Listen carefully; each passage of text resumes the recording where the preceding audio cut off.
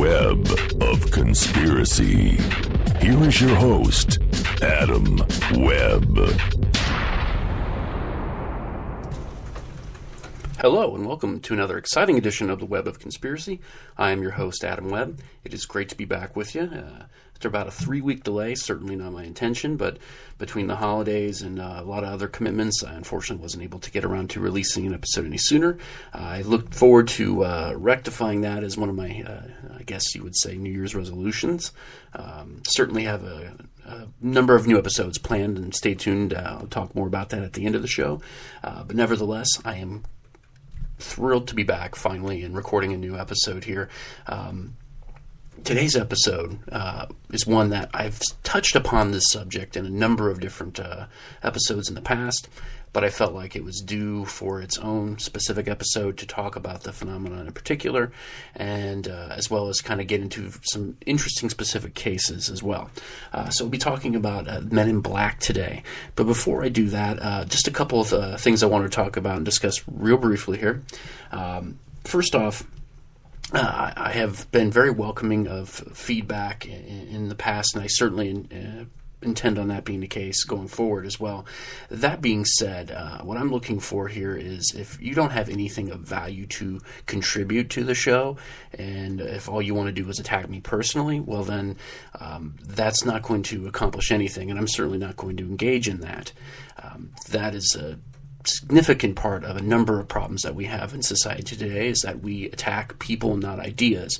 And when we do that, it shuts down any kind of avenue of communication whatsoever. So that being said, I've gotten some good feedback. Some of it's been a little critical, but that's okay. As long as what I feel that you have to contribute is going to improve the show, then I'm okay with that, and I can stand a little bit of that. But if you're going to basically send me messages and comment and accuse me of being an agent of misinformation, that I'm going to take an offense to. I have made it very clear, and this is, I think, from someone who just picked and chose one show to randomly listen to because it was something they were interested in and haven't listened to my show.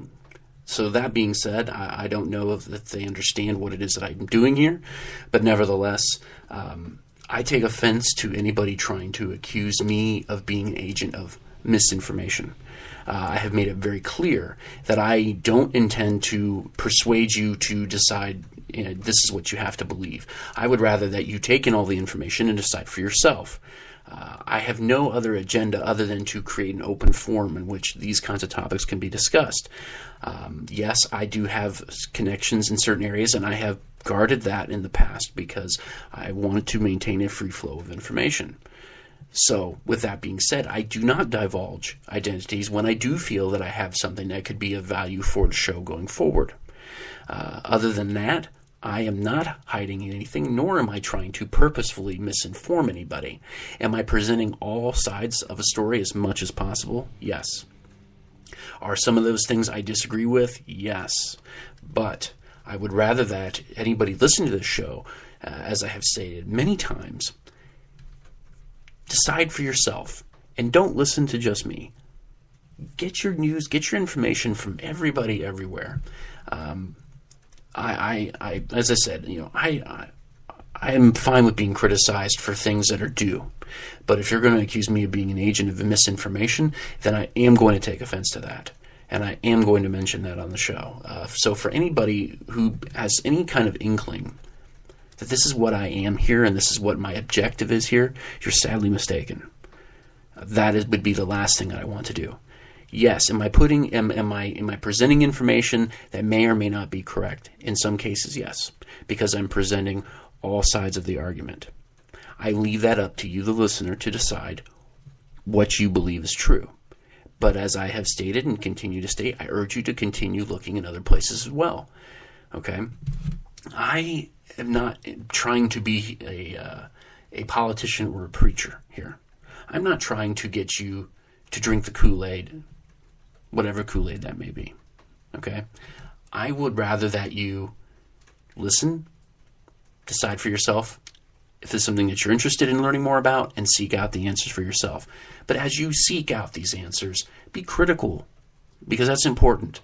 Don't just buy everything that people are saying and telling you, because it's not all true. I present a lot of information in many cases, and I do it with the intent of trying to present all the facts as much as I know about a subject and let everybody else decide which side they believe may or may not be correct, if there is a side at all in some cases. So, as I state, I welcome the feedback. I want to know if you feel like I'm doing something that isn't as good, or it's not as entertaining, or you'd rather I do a little more of this or do this differently, that's fine. But if you were going to attack me and make arguments that I am just trying to be an agent of misinformation, you couldn't be farther from the truth. And that is certainly not my agenda. My agenda has always been to create an open forum in which people can have a place to actually listen to a number of different ideas and begin to formulate their own beliefs and their own conclusions about things. Okay? I have made very clear and will continue to do so. So for those of you, if you do not have anything constructive to add to the show, then please feel free to keep your opinions about whether or not I'm an agent of misinformation to yourself. It's absolutely ridiculous. Now, one other thing before I get into the major topic of the show, Men in Black, I just wanted to, as I recorded the show, news just broke about the discovery of pieces of the wreckage from the Air Asia liner at the bottom of the seafloor had been discovered. And that's fantastic that we're finding some of this. It's unfortunate what happened with this particular flight. But it brings me back to Malaysian Airlines flight MH317. Here we are, several months out now, and the answers are still vague. No one still really knows what's going on with that flight, what happened. It is essentially disappeared. The fact that we were able to find this flight, the bottom of the seafloor, and we weren't able to the other, should send out a million red flags at this point. And yes, there are going to be arguments saying, well, there's a number of complications. And while that may be true, I stand by the fact that I find it very difficult to believe that we have not found MH317, or that we have no idea what happened to that flight. We still haven't recovered the black boxes. Everything is very peculiar about this flight, and I know that there's a number of books that have been written and a number that are going to continue to be written going forward about that. And for those of you who didn't get a chance to listen to my Bermuda Triangle Vile Vortices episode, you'll get a little more of my opinion on what happened with that flight. Or what may have happened with that flight. So, once again, this reinforces a lot of the mystery that's surrounding that missing Malaysian airliner. Something has happened that is out of the norm with that flight, and I don't know if we'll ever get any answers. So, moving on to the main topic for this episode. As I had stated, I've talked about Men in Black in a number of other episodes in the past, certainly in discussion about, I believe, the Blue Planet Project, certainly other UFO phenomenon, as well as the Mothman. So I've sort of touched on the Men in Black, but I felt like it was time to give them their due, so to speak, and giving an episode centered around the Men in Black phenomena, and try to divulge or try to get into a little bit more of what is the crux of what the Men in Black are, or at least attempt it. So, what exactly are the Men in Black? Well, for those of you who are unfamiliar or haven't watched the ridiculous Will Smith movies, Men in Black, at least as the legend and the lore that has sprung up in the post-1950s, 1960s era, I believe some of the earliest going back to 1947. Men in Black are these men that are dressed in all black, black suits, black sunglasses, black hats, black everything, white t-shirt, and a black tie, and they claim to be government agents. And they often appear to and show up at the homes of individuals who had reported having witnessed a UFO or some sort of extraterrestrial activity. And they question these individuals about what they saw, and then usually make either threats towards the individual themselves or their family and friends, that if they speak any more of this phenomena, that they'll either be injured, hurt, killed, and never heard from again, basically. Interestingly enough, some other peculiar things begin to arise when discussing what the Men in Black look like. Many people describe these Men in Black as being hairless, not having eyebrows, not appearing to have any hair on their head, or in some cases, appearing to have what looks like a wig. Doesn't look like it's their own hair. And there have been some reports of these Men in Black don't blink. They don't really express emotion. They don't even have eyelashes. They're that devoid of hair in some cases. So, very peculiar looking. And that typically they appear in groups of two. There's usually two individuals, the two Men in Black that arrive, and they tend to look almost identical, as if though they're identical twins of some sort, and they both arrive and make these kinds of veiled threats, in some cases very outright threats, towards individuals who have reported this phenomenon. So, as I was delving into this, as I stated, and of course this is intersected with a number of other types of phenomena, even I think in some Sasquatch cases, which once again would correlate with some of the previous discussion I've had about the lots of sightings with UFOs and Sasquatch. Well, as I had stated just a moment ago, the earliest report of the Men in Black, that at least that I have been able to uncover, goes back to 1947. Of course, at this point, 1947, for anybody who has been following UFOs and UFO phenomena, knows that that's sort of the magic year. The Kenneth Arnold sighting, the Roswell event, all happening in 1947. Well, in 1947, a gentleman by the name of Harold Dahl had reported a sighting of a group of UFOs off of Puget Sound, right off of the coast of Washington State. He claimed that he was then ultimately visited by an individual who had threatened him and his family if he ever spoke about it again. This individual matched many of the markers of the Men in Black phenomena, the black dress and everything like that. Doesn't really, from what I've been able to gather from this, I can't really find out much about the physical look of this individual, but they were dressed in black, and the black hat, and the black glasses, black suit, black shoes, visited him and said, "You have to keep your mouth shut or you and your family are going to get killed." So this appears to be one of the earliest reports that I've been able to find regarding the Men in Black phenomena. Now, as I was moving through here, I tried to find a few that I think are some of the more intriguing ones, and I would strongly urge as well, as I had stated a little bit ago, to go out there and do your own research. There are two particular authors that contribute a great deal of work to the Men in Black phenomena. Brad Steiger's one of them, and another one, Nick Redfern, who had just recently, I think in the last few years, released a book entitled Real Men in Black. So if you're fascinated by what you're hearing here, I would urge you to go check out their books as well. That's where some of these stories have come from, and kind of get a little bit more details about what they've done. But nevertheless, a few of these stories just really intrigued me. Now, another case, not too far from where I am, is the case of Robert Richardson in his sighting in his experience with Men in Black. This occurred in 1967, so 20 years later, in Toledo, Ohio. He was driving his car late one night, and he had hit something. While in the road, he hit something, and he stated that whatever this was that he hit, it happened so quick he couldn't really see what it was, and it was just gone. It was just almost instantaneously. And when he had went out to inspect his vehicle, he found what appeared to be a piece of metal embedded in his vehicle that he believed came from whatever it was that he hit. Really wasn't sure. Didn't really know what it was at all.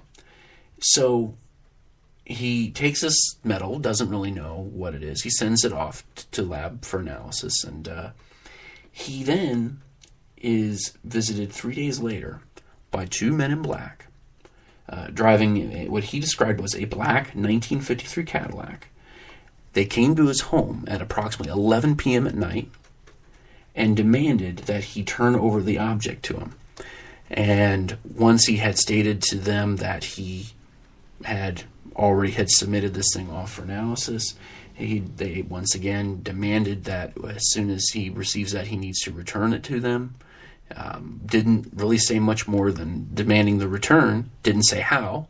Didn't give him an address or anything like that to return it, but still demanded to have the object returned. And they threatened his wife if he did not return it to him. And then that was it. He never heard from him again, which was kind of odd, because if they really wanted this object, why didn't they come back? It's a peculiar story, nevertheless. But this object appeared to be something a little unusual. Now, in terms of what this was, I was not able to determine what the lab results were actually revealed, so I'm not sure what it was either. But nevertheless, an interesting story, and of course one coming to your home at 11 o'clock at night. So some peculiar things, nevertheless. But certainly one of the more interesting stories. Now, perhaps one of the more well-known stories, anyways, is the case of Dr. Herbert Hopkins. Now, Dr. Hopkins was a family physician, lived in Maine, and he developed a bit of a fascination for the UFO phenomenon. It was something that he had witnessed, from my understanding, had witnessed some UFO activity and became very interested in it, started researching it, trying to find out more about the phenomena. Now, one night, interestingly enough, September 11th, 1976, while he was at home in the evening studying a particular UFO incident, he received a phone call from a man that claimed that he was from a New Jersey UFO organization, and he was wanting to talk to Hopkins about this particular UFO case. Now, Hopkins agreed to have this individual come to his home and discuss it further, wanting perhaps to know what information they may have.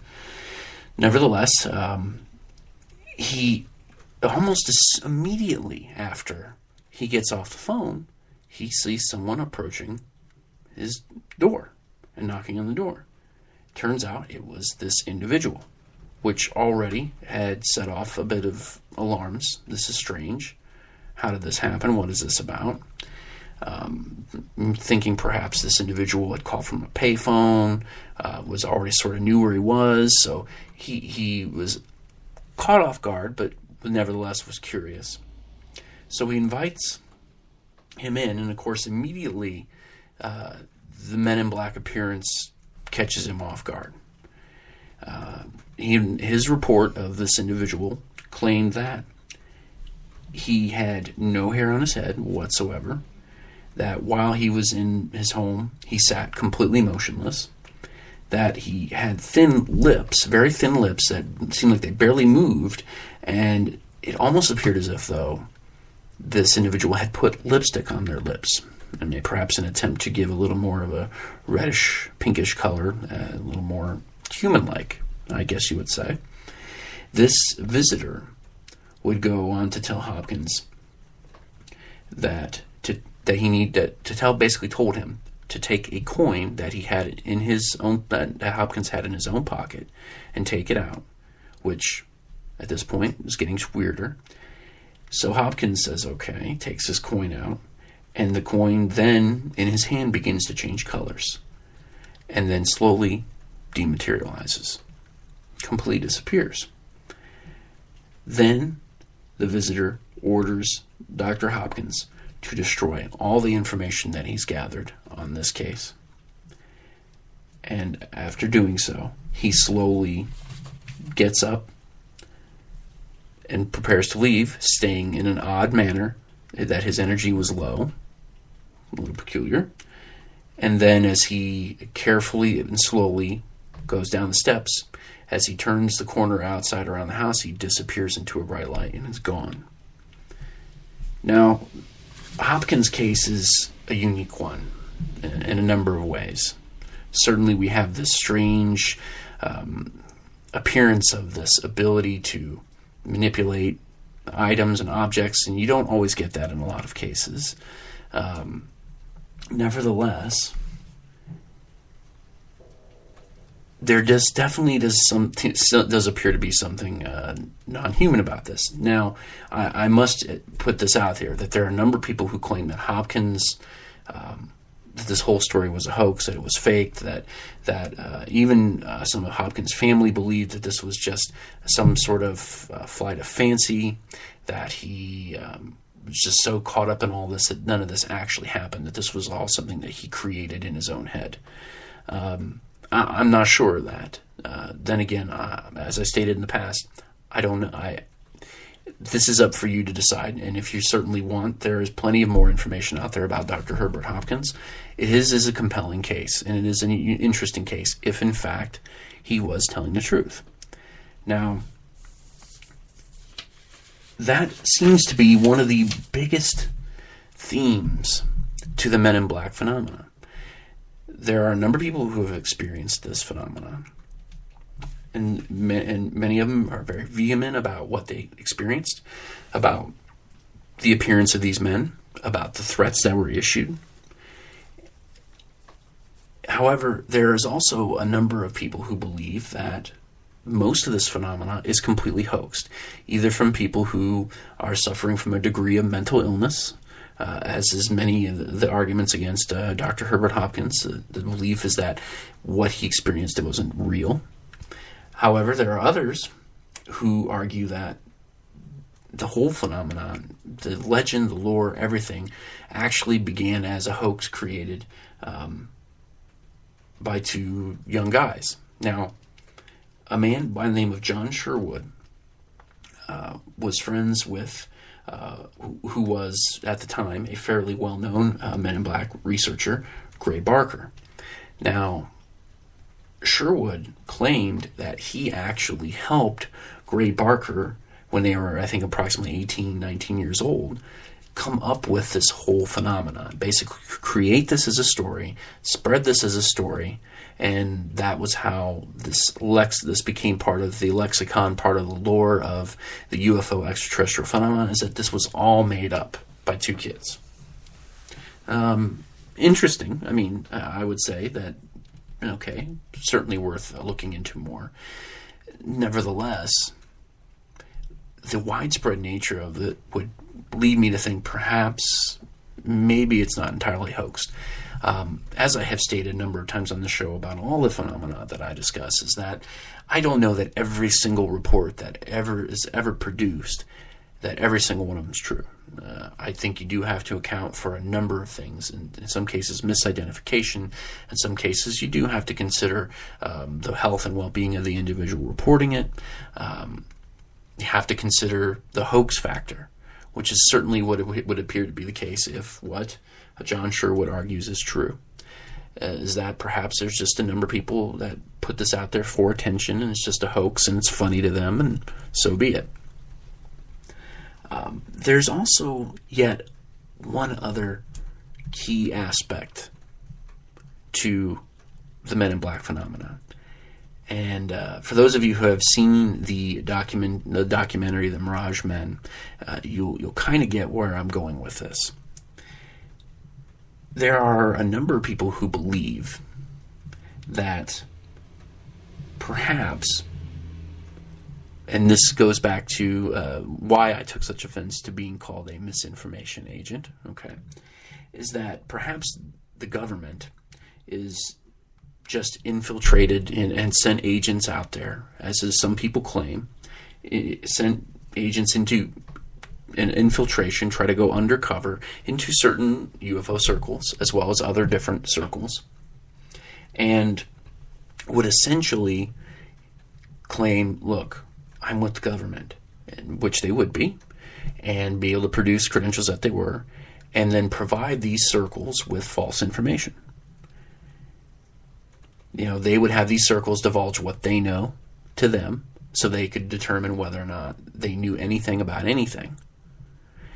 And then they would in turn provide them with false information, deceive them, that they would continue to spread the idea of, in some cases, some people will argue that they spread the idea about the UFO phenomenon, even though it's not true, and that the government is hiding actually very advanced technologies and weapons and communications and things of that nature that they don't want anybody to know, so that they would rather have this UFO Men in Black phenomenon occur as being a cover. That way, these groups and all the snooping that they're doing aren't actually getting anything of real value and not accidentally divulging something elsewhere. So there's that possibility that has been put out there by a number of individuals. There's also the idea that these government agents are infiltrating and providing disinformation because they do know the truth about the UFO connections, and they would rather put misinformation out there rather than these groups discovering or getting onto what would apparently be the right track. Throw them just enough, but throw them in an opposite direction with it, which to me would seem to be fairly compelling as a possibility. I know that this has been something that has been talked about for a number of years. So you have to wonder. So yes, I get why someone would look at me and perhaps think, okay, well maybe he's just spreading information. Well, I can tell you that I certainly never had any kind of clearance to be able to do that. I don't have any of that. What information I do have is not really connected to the UFO phenomenon. So that being said, perhaps there are individuals out there who do this, who do throw information out there with the attempt to distort the truth. I'm not going to deny that doesn't happen. It would appear that, and certainly I would think in the case of the UFO phenomenon, that it legitimately could be happening. So it raises the question of, well, what exactly are the Men in Black then? Well, it would appear, at least in many of the physical descriptions, that they're not human. There are some cases that the person does appear to be more human-like, and I think when we're talking about the Mirage Men in that case, I think some of those agents certainly are quite human, right? Or maybe perhaps most, if not all, are quite human. However, many of the cases, they don't seem like they are. And they behave in a very peculiar manner, which would garner attention and certainly seem out of place, much in the way that people describe black-eyed kids, right? Unusual patterns of behavior, things that are not quite human. Now, before I end this show, I do feel like I would be doing a complete disservice if I did not discuss a surveillance video, a security video footage that surfaced approximately 2 to 3 years ago now, regarding the Men in Black phenomenon.